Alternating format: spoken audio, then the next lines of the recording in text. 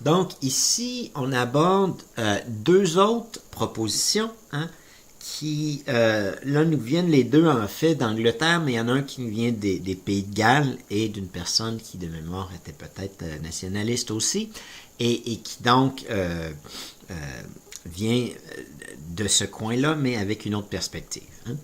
Hein. Dans, dans ces deux cas-là, ce que nous proposent ces auteurs-là, disons qu'ils se permettent de jouer plus avec le système institutionnel, si on peut le dire comme ça. Ils se permettent de vraiment explorer, hein, qu'est-ce qui peut se faire avec un système où on utilise le tirage au sort. Et dans les deux cas, en fait, on est plus que critique envers l'élection. Et puis, dans un des deux cas, en fait, on n'utiliserait pas l'élection. Hein. Dans le premier sur lequel on va se pencher, dans cette proposition-là, on utilise l'élection, mais de manière beaucoup plus limitée. Cet auteur-là, le premier sur lequel on va se pencher, s'appelle Keith Sutherland, donc Sutherland. Et ce monsieur-là a une caractéristique qui n'est pas inintéressante quand même de mentionner, c'est que dans le groupe des personnes qui suggèrent, puis même dans un groupe plus large de personnes qui s'intéressent au tirage au sort, j'allais dire dans le groupe de personnes qui suggèrent des modifications importantes à nos systèmes institutionnels, mais plus largement même à l'intérieur la grande famille de la démocratie délibérative et ou citoyenne, hein, cette personne-là est une des seules à être une personne conservatrice. Hein, donc politiquement qui se situe beaucoup plus à droite. Hein. Mais c'est une personne qui est éminemment et énormément critique envers le système des partis politiques en Angleterre, hein, au Royaume-Uni, et qui a le mérite quand même, qu'il faut le souligner, là, de nous proposer un mécanisme ou un genre d'agencement institutionnel qui, à mon avis, mérite sincèrement d'être étudié et qu'on pourrait imaginer dans d'autres contextes, hein, qu'on pourrait utiliser ailleurs.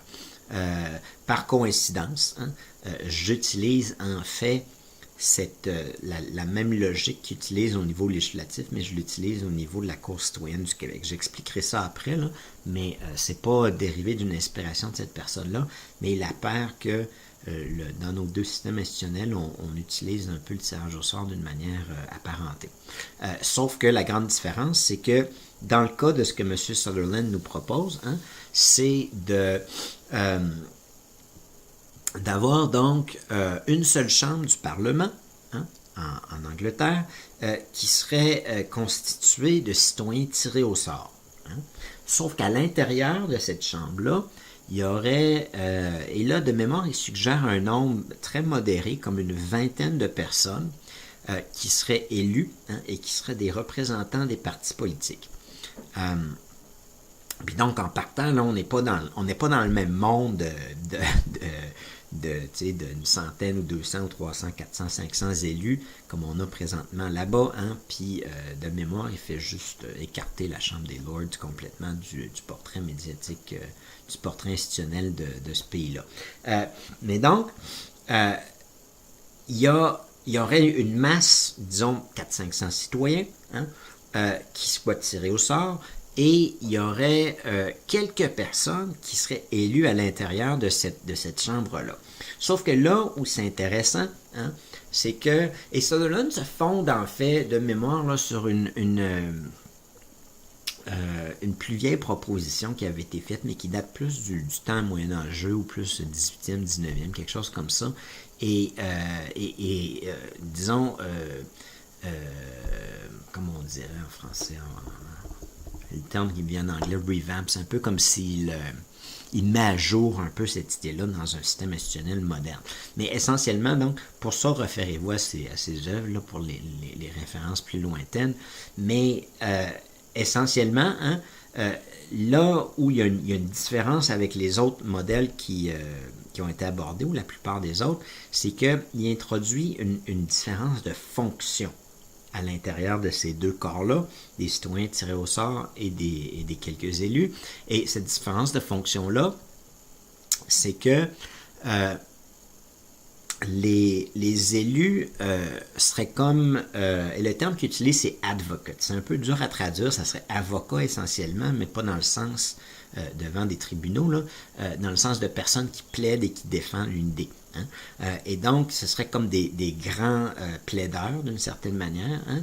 Et cette vingtaine de personnes-là auraient comme fonction dans le cadre institutionnel de proposer des lois, hein, et de les défendre.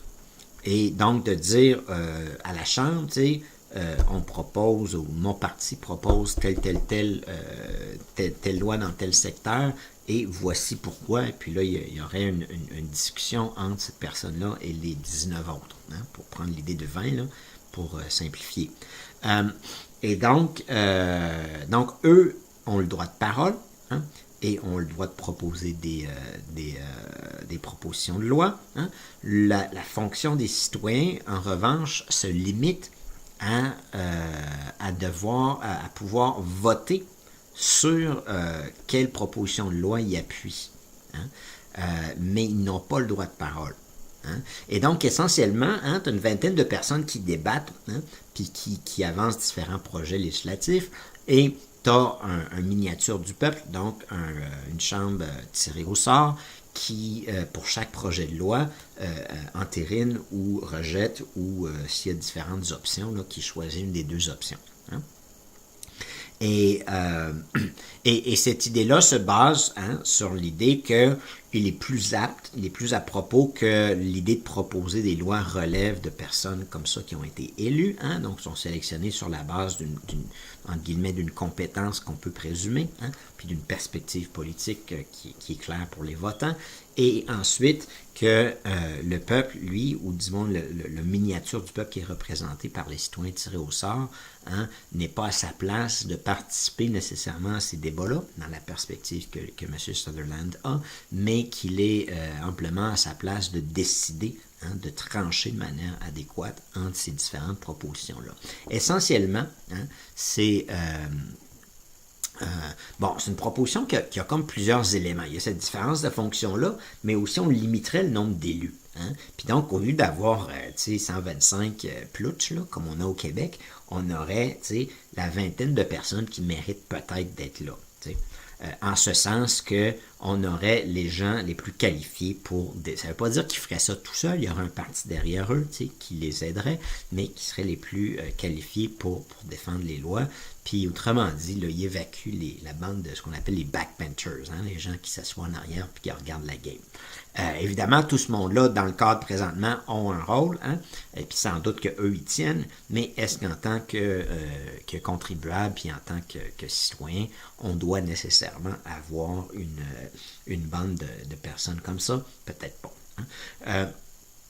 Je pense que sa proposition, du moins, elle suscite réflexion. Hein. Là, il y a...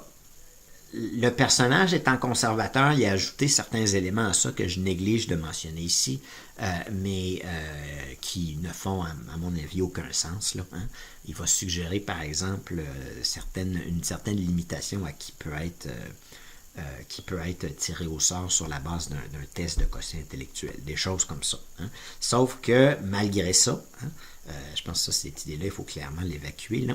Mais malgré certains débordements conservateurs, entre guillemets, l'idée d'une différence de fonction n'est pas inintéressante. Hein. Quand je vous disais que dans mon système institutionnel, cette idée-là existe aussi, hein, il y a à un moment donné, devant la Cour citoyenne, des juges qui plaident leurs décisions, hein, qui disent « Voici pourquoi j'étais dans le camp de la majorité sur une décision, disons 6 contre 3 au niveau de la Cour suprême du Québec. » Hein, d'une éventuelle Cour suprême du Québec, les 6 juges qui étaient pour la décision majoritaire diraient voici pourquoi et voici les conséquences, voici ce que ça veut dire, cette bouillie juridique-là. Hein, et les 3 autres aussi énonceraient leur position et leurs arguments. Et là, la Cour citoyenne déciderait entre ces différentes personnes-là.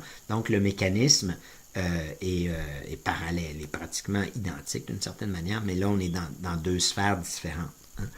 Puis encore une fois, mon mécanisme ne dérive pas du sien, hein, c'est simplement une création indépendante, mais où on s'est rejoint un peu là-dessus. Sauf que lui, bien sûr, hein, l'ayant exploré d'un point de vue, au point de vue dans la sphère du législatif, je pense que son idée nous challenge un peu plus. Hein. Nous pose un défi là, institutionnel, ou du moins en termes de configuration institutionnelle qui se porte, une question qui se pose pas finalement dans nos systèmes politiques existants. Je vais peut-être discuter de ce modèle-là un peu plus tard, hein, pour expliquer une variante potentielle. Hein. Mais pour l'instant, je vais passer à l'autre modèle, puis discuter de cet autre modèle-là. L'autre modèle nous vient d'une personne qui s'appelle, j'oublie son prénom ici, là, mais c'est Davies, son nom de famille, hein, qui a fondé un micro-parti au Pays de Galles et qui promouvait l'idée très différente dans la sphère politique, hein, de faire fi des élections. Un drôle d'idée pour un parti politique, hein? Mais ce qu'il suggérait, en fait, hein, c'était d'avoir une chambre, hein, unique. Puis son modèle a l'avantage, disons, de la simplicité, hein, d'avoir une chambre unique de citoyens tirés au sort, hein, et c'est tout. Oui, il y aura un gouvernement, mais c'est ces gens-là qui choisiraient donc le chef d'exécutif et qui ensuite, en tant que législatif, le contrôlerait, hein, adopterait aussi nécessairement, dirait s'ils sont d'accord ou non avec son cabinet ou son conseil des ministres, et qui ensuite, en tant que législatif aussi, pourrait le virer s'il semble que c'est nécessaire de le virer. Et cette proposition-là, elle est...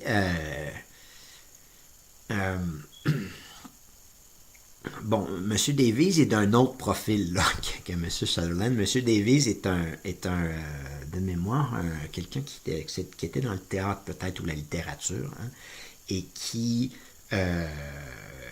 donc, quelqu'un qui est plus dans le domaine littéraire. Hein. Sauf que son modèle... a quand même... et puis j'ai échangé un petit peu avec lui. Hein. Je me suis dit, pourquoi pas tenter on communiquait à l'époque ensemble. Puis, tu sais, je lui disais, ben, tu sais, entre autres, hein, j'ai apporté comme une idée de comment il pourrait peut-être modifier son modèle, encore une fois. Mais dans le cadre ici, on va parler de ce que ces personnes-là font. Puis, dans une autre présentation, je pourrais vous expliquer un peu mes réactions par rapport à leurs idées. Ce qui est intéressant ici, hein, pour être absolument franc, je ne pense pas que c'est réaliste dans nos systèmes existants de passer de manière raide à un système comme ça. Hein? Sauf que il y a quand même deux commentaires à faire. Le premier, c'est que dans la mesure où on mettra en place une commission, pas une commission, mais une assemblée constitutionnelle, hein, donc constituée de citoyens tirés au sort qui puissent renvoyer un modèle institutionnel à la population, il n'est pas absolument impossible, et à mon avis, c'est presque probable en fait, que le type de modèle que Davies nous suggère pourrait éventuellement être expérimenté à quelque part. Hein. Je pense que ce serait un bond énorme, parce qu'essentiellement, hein, ce que c'est en train de dire, c'est que M. Davies est en train de suggérer qu'on n'ait plus d'élection. Et ça pose quand même, je pense que il y a beaucoup de gens qui réagiraient disant que ça, ne serait-ce que par réflexe politique, du fait qu'ils sont acculturés au système électoral, ils auraient tendance à dire qu'il va trop loin pour ça. Sauf qu'il est possible, hein, qu'on puisse explorer un type de modèle comme ça plus tard. Et puis, l'ironie de la chose, hein, se situe dans mon deuxième commentaire. Je suis pas, moi-même, j'ai énoncé un modèle qui n'est pas celui-là, donc c'est assez clair que je ne suis pas nécessairement partisan de ce modèle-là, pour l'instant, du moins. Hein. Sauf que je pense que, et là c'est pas juste rhétorique puis polémique, mais c'est vraiment ce que je pense. Je pense que si on mettait en place ce que M. Davies suggère, on aurait un monde politique meilleur. Et c'est challenging un peu de dire ça. Hein? C'est baveux, essentiellement dire, tu sais, votre système d'élection, c'est tellement pourri hein, que même en l'effaçant carrément de la carte, puis en mettant en place un système où il n'y a même pas d'élection pour l'exécutif, puis il n'y a même pas d'élection pour le législatif, mais que c'était un ensemble plutôt limité, hein, d'une centaine, 200, 300, 400, 500 peut-être, citoyens tirés au sort, qui, eux, choisissent l'exécutif et qui ensuite le contrôlent, hein, je pense qu'on aurait une situation des États politiques plus meilleure, essentiellement. Hein, je veux dire, plus... excusez-moi, il y a un terme qui me vient en anglais, responsive, qui répondent à la demande, hein, qui sont connectés avec la population, puis qui représentent réellement les intérêts du peuple. Et là, évidemment, dans le choix du gouvernement, il y a quand même un peu un problème, entre guillemets, hein? Ben, pas exactement un problème, mais dans le sens que, tu sais, quand on va voter, on n'a pas, le votant moyen n'a pas enfin pas le votant moyen, pas mal tous les votants n'ont pas l'idée qu'ils vont juste choisir un député. Hein? Ils ont l'idée qu'ils vont choisir qui va gouverner, qui va être l'exécutif. Hein? À ce moment-ci, le défi finalement intellectuel que Davies nous lance, c'est qu'il est en train de nous dire, ce serait mieux d'avoir un ensemble plutôt limité de personnes qui choisissent le gouvernement, hein? Puis qui prennent le temps. Il y aurait plusieurs candidats qui viendraient devant eux pour leur dire « Moi, j'aimerais ça être le premier ministre. » qui prennent le temps de les filtrer puis de prendre la personne ou peut-être même les personnes. Ils pourraient avoir une coprésidence, ils pourraient choisir le mode qu'ils veulent, mais qui représentent donc ce qu'eux pensent être l'intérêt du peuple, hein, mais étant tirés au sort puis ayant le temps d'approfondir, hein, l'ironie de la chose, c'est que probablement qu'ils feraient une meilleure job que le système gonflé des macro-élections qu'on a présentement dans nos sociétés. T'sais. Fait que ça pose je trouve que c'est le modèle, en fait, qui nous fait réfléchir le plus, d'une certaine manière. Ceci pour dire que je ne suis pas nécessairement d'accord avec ce modèle-là, puis même pas juste sur la base rhétorique, polémique, là, mais dans ce sens que je pense qu'on peut faire quelque chose d'un peu... il y a quand même une place pour l'élection dans ma pensée jusqu'à maintenant, du moins dans un système politique, hein, et que je pense qu'il va un peu trop... enfin, il pousse la chose loin. T'sais. Sauf que, encore comme je le disais, mon second commentaire sur ce modèle-là, c'est que je pense que néanmoins, hein, ce système-là, très très simple, hein, très peu coûteux aussi. Hein, on n'a pas besoin d'organiser une grosse élection. T'sais. Très peu coûteux, on a juste à sélectionner 500 personnes au sort, serait quand même plus près des préoccupations des gens, hein, puis de la réalité du peuple que ce qu'on a présentement. Hein. Ceci étant dit, bon, il y aurait un ensemble de commentaires à faire là, qui sont plutôt évidents. Là, c'est essentiellement que ça va un petit peu... ça va plutôt loin. Hein. Mais tu sais, ça nous pose une question essentielle. Là, hein? Parce que ce que je suis en train de vous dire essentiellement en faisant ce commentaire-là, que le modèle de Davies avec lequel je suis en désaccord serait néanmoins mieux que le système qu'on a présentement, hein, c'est que oublier l'élection comme un principe démocratique, c'en est pas un. Hein, ça, je l'ai déjà dit, mais non seulement ça n'en est pas un, mais c'est même pas un principe efficace. Hein.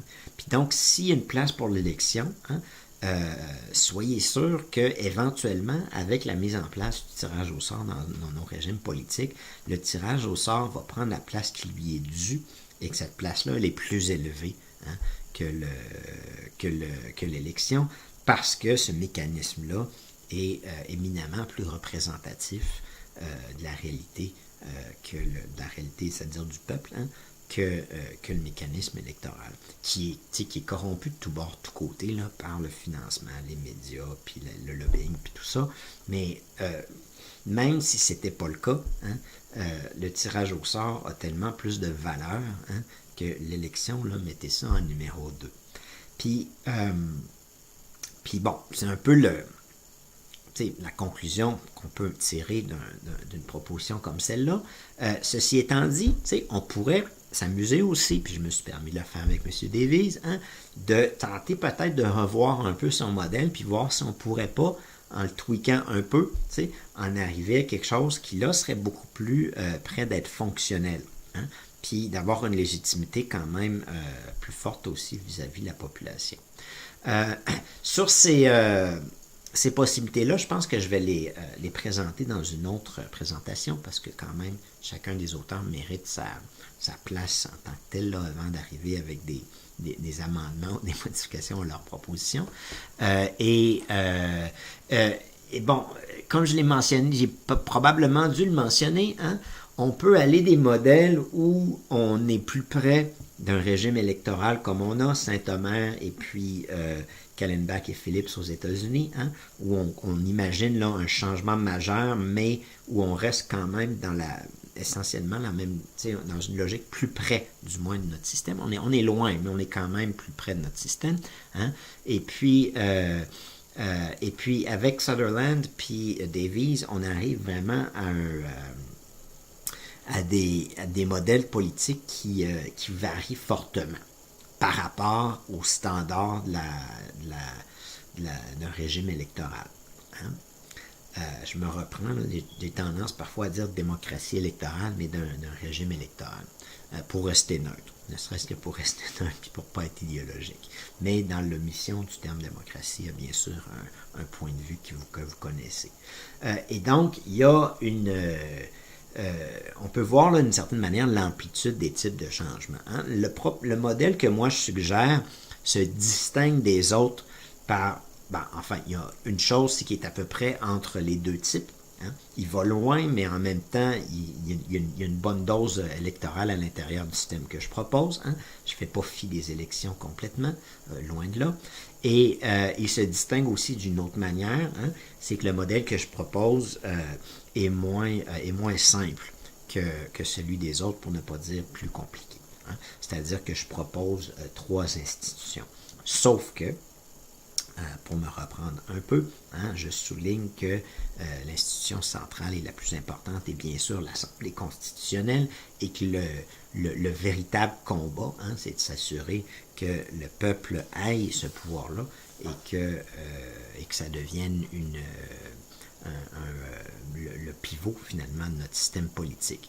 En ce sens que les autres institutions que je propose sont cohérentes avec la vision que je propose avec une assemblée constitutionnelle, notamment la Cour citoyenne est un complément logique à la Cour, à l'Assemblée constitutionnelle, sauf que ça reste que ces institutions-là pourraient être modulées par les propositions qui émèneraient de l'Assemblée constitutionnelle elle-même.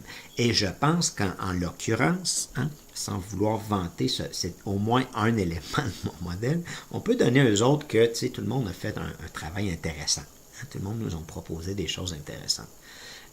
Mais c'est que je pense que voyant un peu l'amplitude de où on pourrait amener ces différents systèmes institutionnels-là, il serait logique d'avoir un lieu de débat où on peut se pencher sur ces questions-là et de manière éminemment démocratique par une assemblée constitutionnelle constituée de citoyennes et de citoyens tirés au sort, par le référendum qui contrôle et qui s'assure qu'on a l'appui de la population pour aller en ce sens-là, on aurait un mécanisme là pour justement tenir ces débats-là, premièrement, et puis choisir sur la base de la raison les systèmes qui nous semblent les meilleurs. Bon, le modèle de Saint-Omer mentionne un peu l'idée que le pouvoir de révision constitutionnelle pourrait être entre les mains de ce Sénat citoyen-là, ou qui pourrait avoir un rôle, du moins, dans la possibilité de proposer des révisions constitutionnelles. Et donc, il y a des apparentements au niveau de l'idéologie. Il n'y a aucun des autres auteurs qui connaît mon modèle qui s'est dit, et puis de mémoire, à part Kallenbach et Phillips, qui sont... Phillips, je ne sais pas s'il est vivant, mais Kallenbach est mort, là. Mais les deux autres, on a échangé un peu, et il n'y a personne qui s'est levé pour dire que l'Assemblée constitutionnelle, c'était une atrocité d'un point de vue démocratique. En ce sens que je pense que si on tenait un débat entre nous, ils reconnaîtraient que il y a peut-être lieu d'avoir une assemblée comme ça, même qui viendrait à se greffer à des institutions comme les leurs. Hein. Il n'y a pas lieu, autrement dit, de garder le pouvoir constitutionnel hors des mains du peuple, surtout pas dans un monde où on est en train d'explorer finalement d'autres avenues institutionnelles et où il peut être très nécessaire de réajuster en chemin, hein, selon les modèles qu'on adopte. Et voilà. Donc, mon modèle est un peu plus compliqué, hein, mais la base reste plutôt simple. Hein. Je veux une assemblée constitutionnelle pour le Québec, puis le reste, on laissera ça aux générations qui vont suivre, si vous me permettez. Hein. Mais néanmoins aussi, j'ai cherché à construire, hein, dans ce modèle-là, hein, que j'ai proposé, une théorie politique cohérente aussi, avec le pouvoir constitutionnel qui appartient au peuple et par l'effet, avec des institutions qui émanent du tirage au sort, et aussi une logique. Hein. Il y a comme il y a un peu, si on peut se permettre de le dire, là, l'impression que le modèle que je propose est organisé. Hein, que les autres ont un petit peu exploré une idée. Il y a Sutherland qui est quand même, qui sait où il s'en va d'une certaine manière. Mais les autres ont un peu lancé une idée qui nous... puis Saint-Omer aussi, c'est un peu où il s'en va, mais il n'a pas écrit un livre sur le sujet. Hein. Mais dans les deux autres cas, hein, dans le cas de Davies puis dans le cas de Callenbach et Phillips, on sent quasiment, hein, pas exactement comment dire, on sent quasiment qu'ils veulent nous poser le défi là, de réfléchir à un système comme ça. Davies croyait vraiment que son système était qu'on pouvait le mettre en place. Hein. Il a même fondé un parti politique pour tenter de le défendre.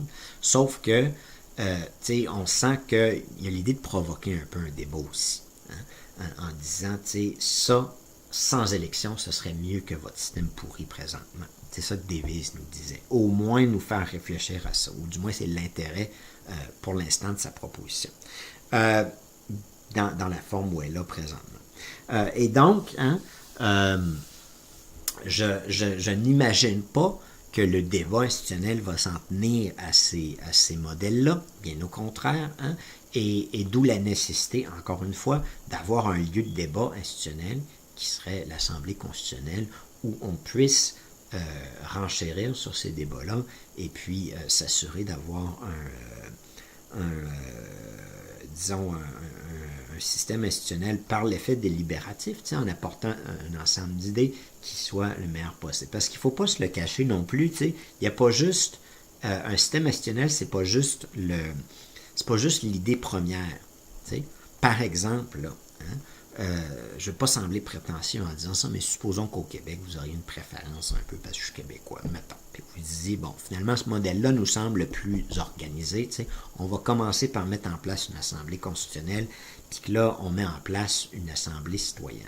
Puis qu'on attend, mettons, pour la Cour citoyenne du Québec. On se dit ça nous semble un peu étrange. Correct, vous attendez. Sauf que, ce qui est absolument clair, donc vous suivez essentiellement, le fil que je suis en train de tracer. Hein, il y a un ensemble de points qui relèvent, il y a deux ou trois choses, mais un ensemble de points qui relèvent du détail. C'est-à-dire qu'on pourrait donner un pouvoir qui est un peu plus fort, un autre type de pouvoir, on pourrait ouvrir un autre champ à l'intérieur des pouvoirs propres de l'Assemblée citoyenne.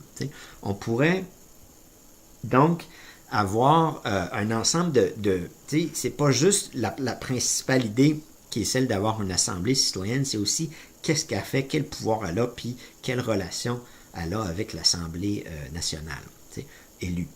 Et donc, toutes ces questions-là ont impliquent une multitude de possibilités. Et donc, il est nécessaire absolument, hein, je pense, de réfléchir sur la grande idée initiale. Sutherland nous donne une grande idée. Hein. Tu as des citoyens qui écoutent une vingtaine de personnes en train de débattre puis qui disent on prend ce bord-là, on prend ce bord-là. et dans mon modèle de d'autres choses. Tu as une chambre de citoyens qui débat, puis tu as une chambre d'élus qui débat. Hein. Puis donc, il faut faire des choix comme ceux-là, primo, hein, mais il va de soi que c'est très utile d'avoir une assemblée constitutionnelle pour raffiner hein, le parcours de cette institution-là dans l'histoire nationale d'un pays comme le Québec. Enfin, potentiellement un pays comme le Québec. L'autre point à faire, hein, c'est que, bon, comme on peut le voir, comme je l'ai mentionné, il y a un ensemble de possibles qui se présentent ici qui ne se présentaient pas sous un simple régime électoral. Il y a plusieurs modulations d'un régime électoral. Tu as une présidentielle, tu as un système parlementaire, tu as ci, tu as ça, mais tu as une fédération, tu as un État central, tu as un ensemble de choses qui font en sorte qu'on est dans des États très différents. Hein? Mais là, en ajoutant le tirage au sort, puis surtout en mélangeant ça avec l'élection, ça devient rapidement compliqué. En ce sens que tu as un ensemble de ramifications différentes qui s'ouvrent. Hein? Et donc, hein, c'est nécessaire, encore une fois, d'avoir un débat en profondeur sur notre système institutionnel. Puis, pour ajouter finalement à tout ça, hein, et je pense que c'est probablement un des points les plus importants, c'est que notre société va changer. Hein? On ne peut pas faire comme si excusez-moi, là, mais comme si on était un peu con comme dans le temps de la Révolution américaine, puis s'imaginer que ça allait être, comme Jefferson le pensait, un État agricole. C'était ça l'idéal de Jefferson. Personnel, là, Jefferson disait, moi, mon idéal, c'est un des États-Unis où tout le monde a sa ferme. C'est correct, c'est beau. J'aimerais ça, d'une certaine manière. J'aimerais ça avoir une ferme. Sauf que c'est loin de... Puis ils ont verrouillé leur constitution à clé. Ils ont enchâssé leur constitution pour qu'elle ne change pas. Mais là, il ne faut pas être prétentieux puis s'imaginer que dans 50 ans, la réalité du Québec, ou dans 100, 200 ans surtout, la réalité de nos États va être même rapprochée de ce qu'elle est présentement. On est dans un moment de l'histoire où on sait que les choses vont vite d'un point de vue technologique, et donc, hein, il faut avoir une possibilité, il faut donner à ces générations-là la possibilité de refaire la job qu'on a faite. Hein? Puis, idéalement, de l'améliorer, puis de faire quelque chose de mieux. Hein? Et je pense qu'il faut pas tomber dans une certaine prétention puis une certaine idée qu'on veut avoir puis être la personne qui donne la vision pour les 2 prochains siècles au Québec.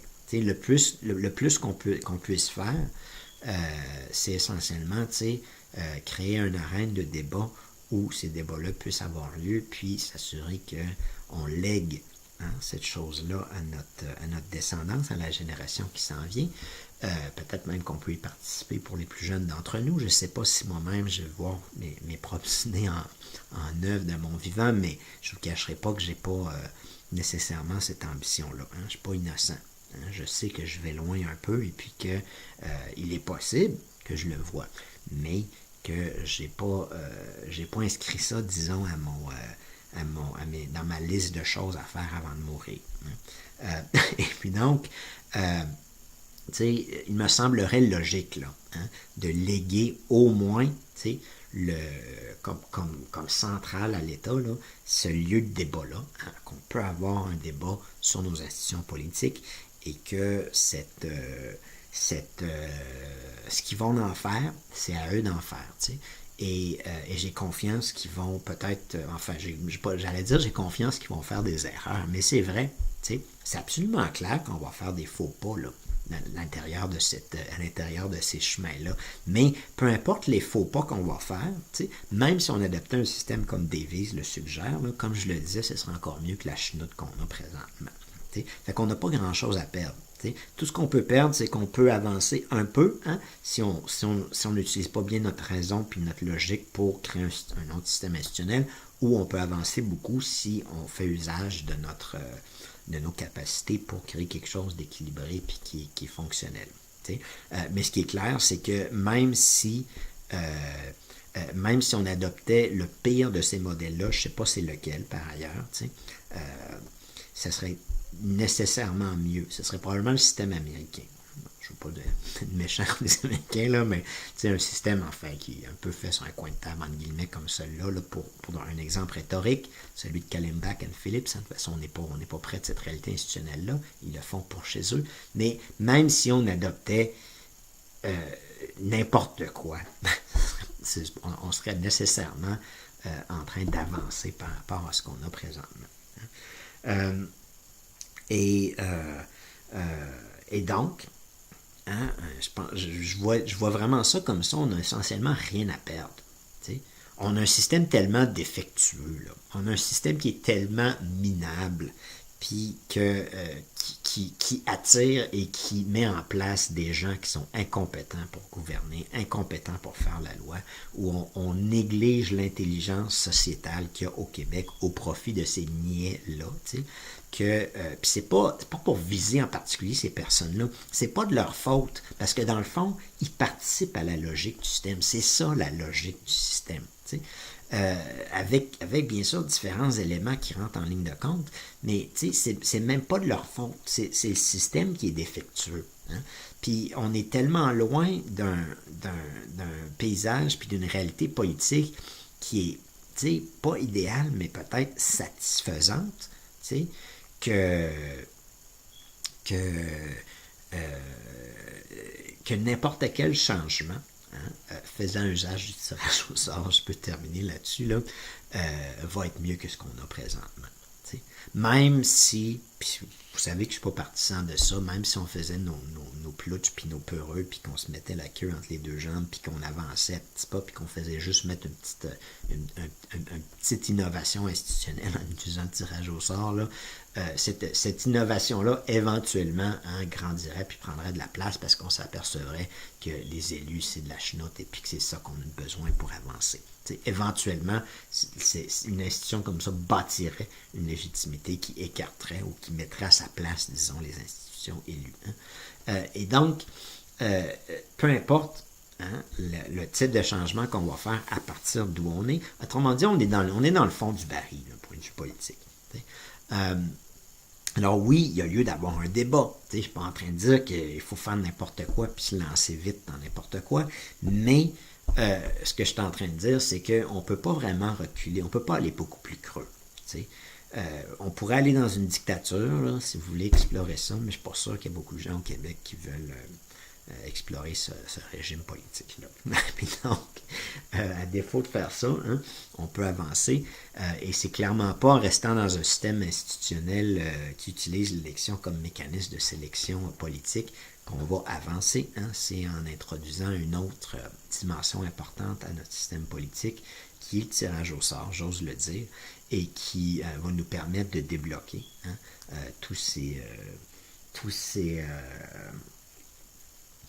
ces blocages-là, et ce qui s'est agrégé autour de ça. Ça va déranger, là, cachez-vous-le pas. Il y a du monde qui dépendent de ce système-là, qui dépendent d'un système dysfonctionnel pour garder leur statut, leur place, leur pouvoir, leur argent dans notre société.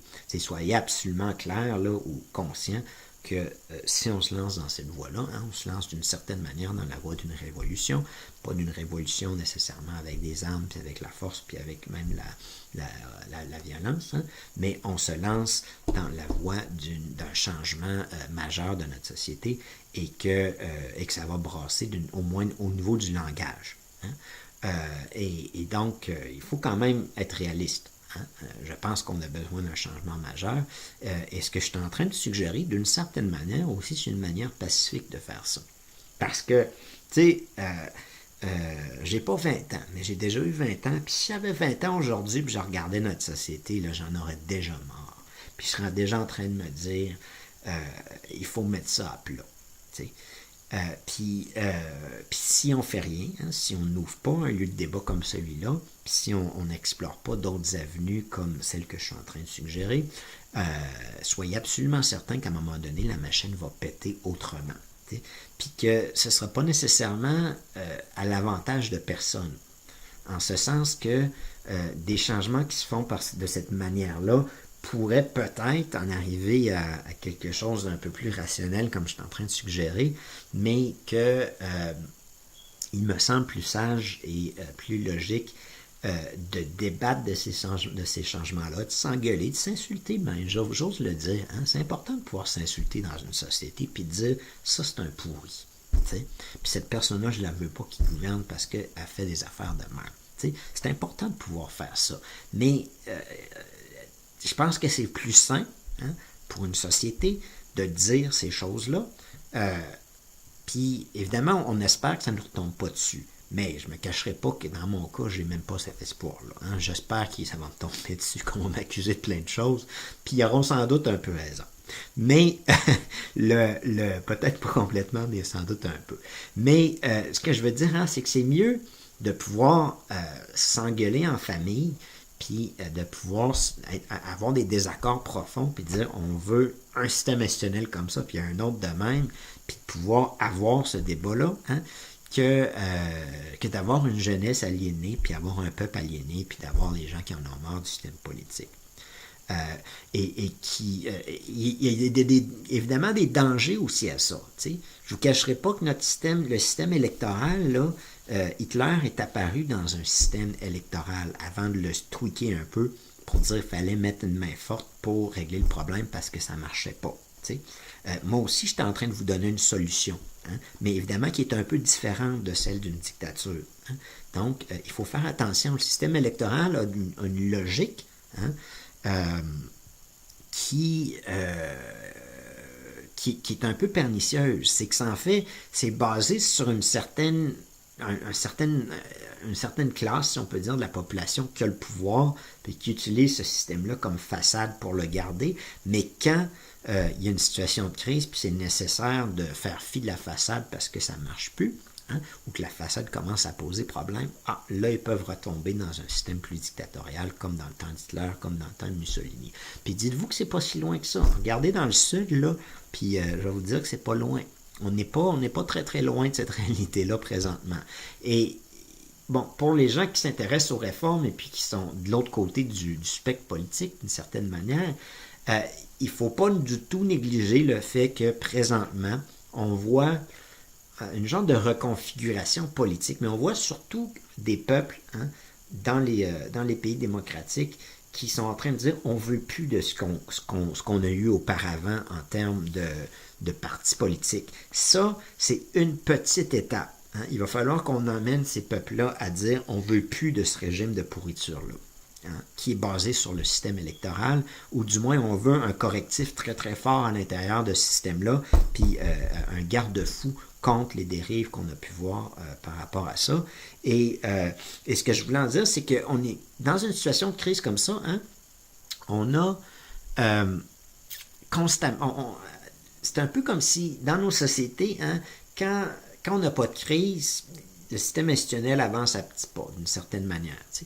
Mais quand il y a une crise, là, soudainement, hein, c'est un peu plus radical d'un côté, puis un peu plus radical de l'autre. Puis, bon, moi, j'aurais tendance à dire que je suis radical du point de vue de la démocratie, que j'approfondirais notre démocratie pour régler les problèmes qu'on a. Hein. Mais comme je le dis, ça va déplaire à certaines personnes hein, qui vont utiliser un ensemble de tournures peut-être indirectes hein, pour ne pas, disons, froisser trop les citoyens en leur disant que vous êtes trop stupides pour vous gouverner vous-même. Mais c'est ça que ça va vouloir dire. Hein. S'opposer au tirage au sort, autrement dit, ça va poser un problème de langage pour ces gens-là et ils vont utiliser des contorsions pour dire que ça ne marchera pas, puis du salissage, puis d'autres choses. Hein. Mais ce que je veux dire, c'est qu'on voit déjà aux États-Unis, notamment dans la dernière élection, que le peuple américain voulait sortir des gonds du politique courant des deux côtés. Il y avait des gens qui étaient prêts à voter Sanders, qui auraient probablement battu Trump, puis il y avait des gens prêts à voter Trump, donc qui radicalisaient d'un sens et qui radicalisaient de l'autre.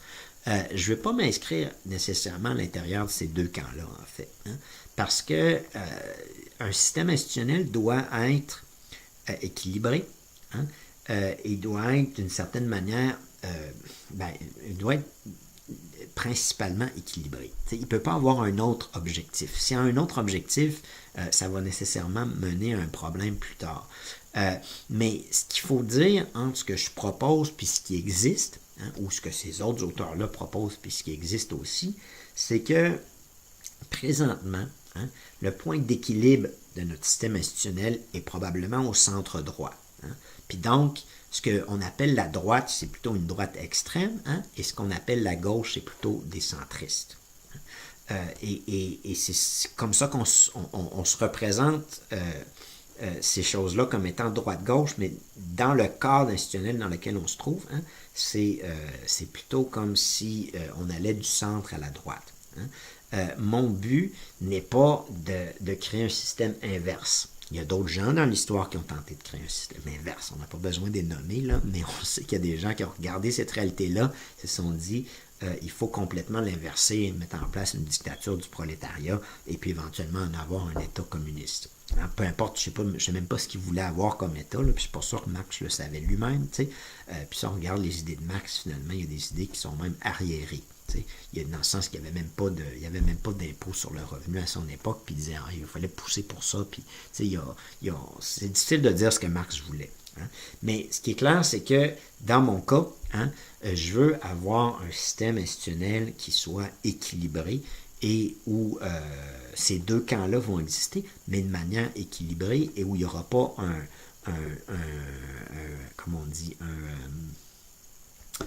où il n'y aura pas un déséquilibre en faveur de l'un des deux camps. Hein. Et présentement, il y a clairement un déséquilibre profond, hein, en faveur de la droite. Parce que quand je parle du pouvoir de l'argent avec les intérêts du peuple, puis que c'est ça notre système démocratique, c'est ça que je suis en train de vous dire. Hein, c'est que la soi-disant droite, elle est beaucoup trop puissante par rapport à la démographie de ce qu'elle représente politiquement. Pensez-y un peu. Hein, on a un parti qui représente finalement les intérêts de 5, 10, 15, 20% de la population. Mettons 15 au plus, 10 en réalité. T'sais. Puis on appelle ça la droite, puis à peu près 50-60% des voix dans un pays. T'sais. Donc on a 5-10% qui ont leur moitié. En partant, il y a un problème. Là. Il y a l'autre 90% qui a juste une moitié quand il devrait avoir beaucoup plus. Hein. Puis c'est ça qui est complètement illogique. Hein. Puis il faut sortir de l'idée qu'on peut battre ces gens-là dans le cadre de leurs institutions politiques, puis comprendre qu'il faut qu'on mette en place, pas exactement nos institutions politiques, mais des institutions politiques qui soient neutres, hein, où on peut réellement avoir des débats et où il n'y a pas une prime majeure à la droite qui est donnée dans le cadre du système institutionnel. Hein. Donc, hein, j'en suis parti couvert pas mal de terrain depuis le système de Davies et puis de Sutherland, mais tout ça doit être dit dans une discussion comme celle-ci. Puis, oui, on peut se pencher sur les modèles, mais il faut tenir compte un peu de ce qu'il y a autour, puis des implications plus larges de ça. Puis regarder le même objet sous différents angles. Parce qu'on parle de quelque chose de structurel dans la société, quand on parle de changer des institutions, et puis donc, il y a divers aspects, hein, il y a diverses conséquences naturellement, mais aussi diverses perspectives par rapport au même objet. C'est un peu comme si c'est une boule, puis qu'on peut la regarder de différents sens, hein? Et puis que selon les différents sens, ça a toujours l'air d'une boule, mais ça a l'air un peu, il y a des reflets, puis ça a l'air un peu différent de chaque bord, chaque côté. Fait que selon la manière qu'on regarde ça, hein, on va avoir une perspective un peu différente. Vous pouvez vous imaginer un diamant si vous voulez vous imaginer quelque chose d'autre qu'une boule, hein, où ça change un peu selon l'angle d'approche qu'on a.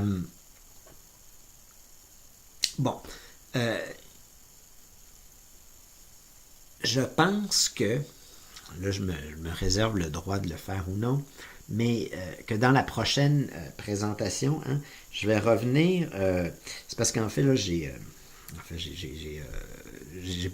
organisé j'ai fait une vidéo, en fait, que je vais peut-être enlever puis que je vais insérer à la fin. Puis donc, dans la prochaine, ce que je vais faire, c'est récupérer cette vidéo-là, ou le propos de cette vidéo-là, et revenir sur ces 4 modèles-là. Hein? Et puis faire le jeu de regarder comment est-ce qu'on pourrait les tweaker un peu, comment est-ce qu'on pourrait les changer un petit peu pour explorer, pas nécessairement des options excellentes tout le temps, mais explorer différentes possibilités que chacune de ces configurations-là nous offre, ou comment est-ce qu'on pourrait, essentiellement, là, prendre ces 4 modèles-là et les améliorer. Puis ça va nous donner une idée un peu de qu'est-ce que c'est faire du design institutionnel, hein, puis dans quelle mesure, encore une fois, hein, l'insertion du tirage au sort dans nos systèmes politiques élargit considérablement là, la possibilité ou les types de configurations institutionnelles dont on peut se doter. Hein. Puis donc, je me garde une vidéo de plaisir un peu pour me permettre de faire ça, puis en même temps, là, de voir un peu, de rentrer un peu plus dans ces systèmes-là, et peut-être de vous donner des outils, hein, pour éventuellement le faire un peu vous-même, puis au moins pour comprendre que finalement, une institution, un système institutionnel, c'est un peu compliqué, mais c'est pas si sorcier que ça. C'est pas vraiment plus compliqué qu'une machine comme un char. T'sais.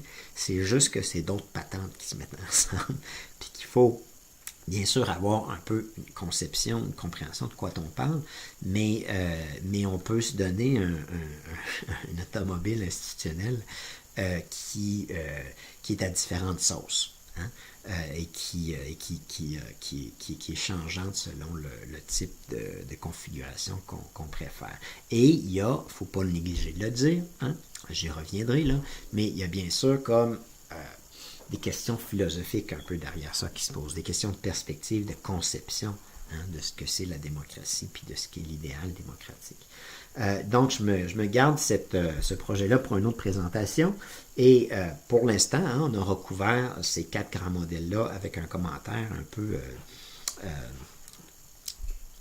disons, ample, hein, dans le cadre de cette présentation-ci sur les systèmes qui utilisent le tirage au sort en général.